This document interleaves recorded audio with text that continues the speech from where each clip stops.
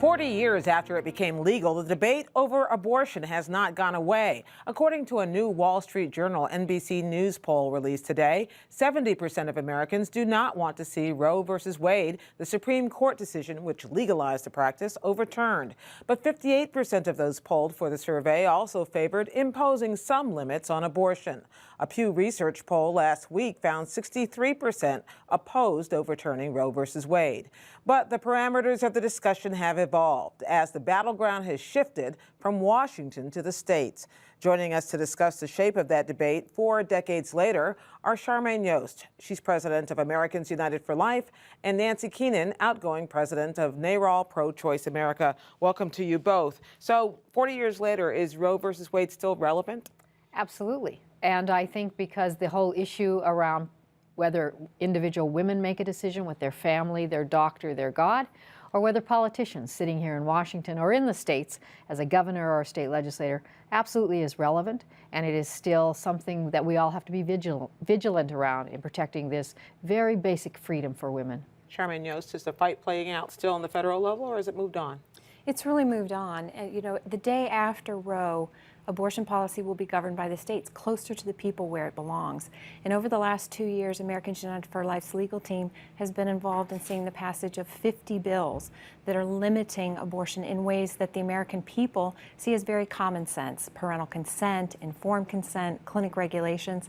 There's a lot going on at the state level that's exciting and energizing to this movement. If the anti-abortion movement has been chipping away at the edges over these 40 years, while everybody's been focused in Washington and keeping the Supreme Court out of this, are they making progress?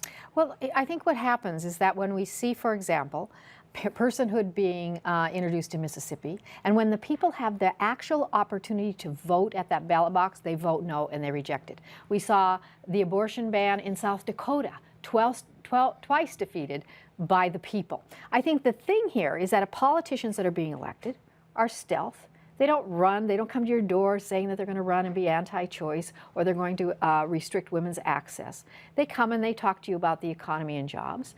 Then they get there and people are finding that these laws are passed, many of which are outrageous, and they don't accept. We saw that in Virginia when there was outrage over the mandatory transvaginal ultrasound.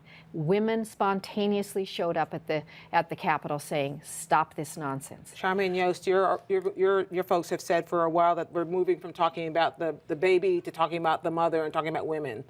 But these issues, these personhood amendments and the transvaginal discussion that happened in Virginia, how does that fit into your strategy?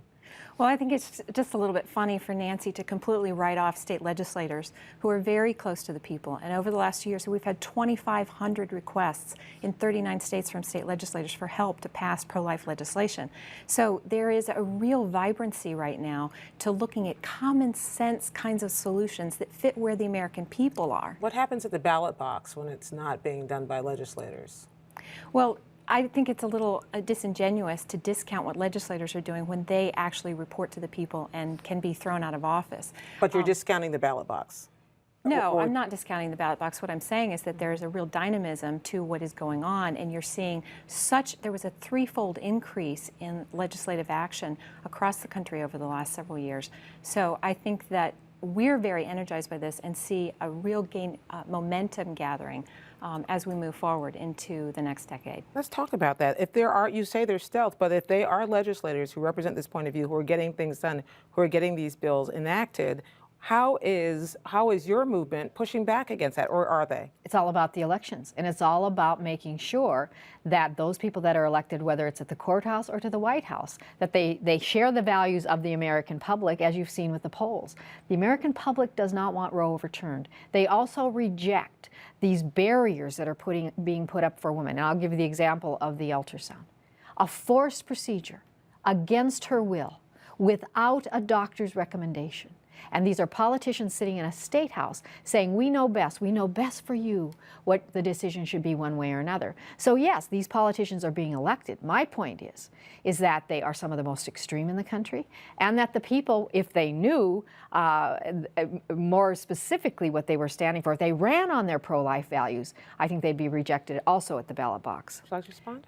I think that Nancy is discounting where the American people are looking at common sense, things like parental consent. You know, even my friends who disagree with me on abortion are saying, well, if my daughter's going in for a major medical procedure, I want to know about it. The question becomes, there's not an abortion that the abortion lobby ever wants to see reined in. Even this last year, we had a debate over sex selection abortion and whether or not you should be able to abort a baby just because she's a little girl or because the baby might be disabled. You know, there is never a regulation that they are willing to sign on to and be reasonable about. Well, let's step back for a moment and think philosophically a little bit about this argument, because I know that you and I have had arguments about what abortion should be and the gray areas and what should be allowed and what shouldn't be for decades now. So you step back, and we have now a generation of women who came of age at a time when Roe was law and it was never challenged. Where are those women going, and how are you speaking to them, the post-Roe generation? Well, there are several, but I think what the good news is that this millennial generation, under 30, there are 76 million of them in this country, and they share the pro-choice values. They believe that women should make this decision and not a politician.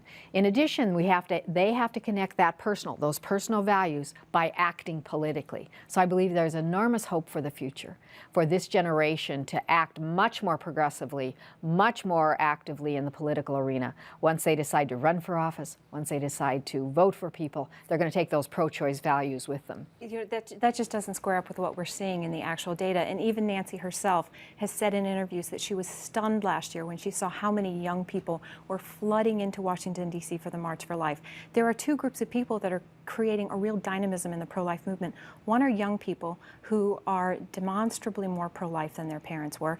And the second is this whole increasing community of women who have survived abortion themselves and who are willing to come forward now and say that they regret their abortion. They feel betrayed. They feel like they were not given all the information that they needed by the women and the men who claimed to be representing their interests. But has the argument shifted now from where it used to be, from legality, whether this should be legal, to access to these procedures? I think it's absolutely where the debate has become, because it is legal in this country. And the fact that the access has become difficult for women because of the barriers that the anti-choice movement has put in front of these women. A 24-hour waiting period sounds like a pretty good idea until you live in the middle of South Dakota or Nebraska and the closest clinic is several hundred miles away. And that you've made a decision. You've thought about it. And now you go and you have to travel, maybe have daycare or childcare for your children, get a hotel, and then come back and think about it for 24 hours. Women think about this. They understand the complexity of it. They know what their decision is because it's their life, their story. And I think that's where the disconnect is. Who do you trust? Who decides? There's the million-dollar question. Who decides? Does she or the government? Women feel betrayed by an abortion industry that has put money and profits over women's health.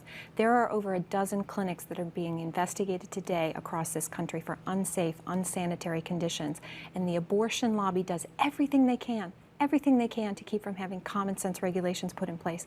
We regulate veterinary clinics better than we do abortion clinics in this country, and that's outrageous. That is not serving American women, and American women are the ones who are speaking up and saying enough. As this debate moves to the states and as it moves to these incremental efforts to undermine Roe, is there a danger that Roe might just collapse, may always continue to exist, but basically be cannibalized from within by all of these other efforts? You know, I think that we always have to be vigilant.